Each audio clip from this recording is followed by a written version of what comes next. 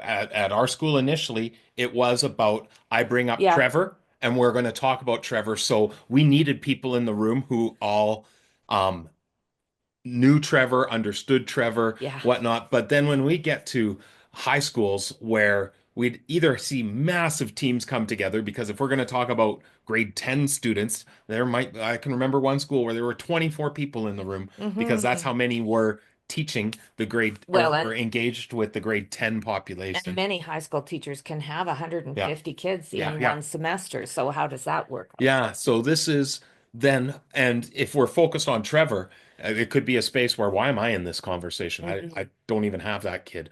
But when we focus in on the key issue, it's not about Trevor anymore. Right. It's about I have a student who is unable to complete assignments on time.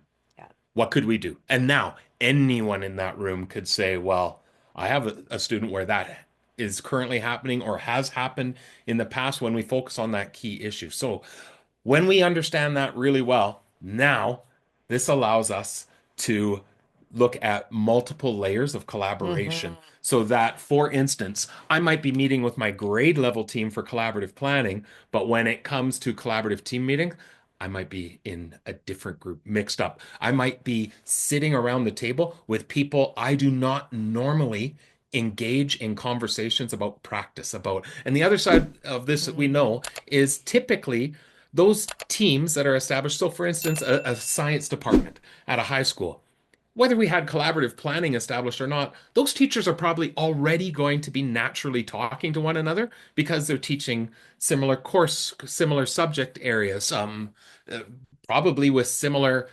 strategies that they're Hmm. utilizing, and oftentimes even located in similar parts of the building. I can Yeah. remember one high school who said just because of the size of their school, there was oftentimes colleagues that they never saw in the course of a day just because of um, physical space within the building. So we create this extra layer when we can start to mix up our collaborative team meetings. And I see this having real power, Hmm. especially at the high school level, when I can get into a room with someone who's teaching cosmetology, someone who's teaching Hmm. science, someone who's teaching social studies, and someone who's teaching mathematics, and then other individuals that are involved in that conversation.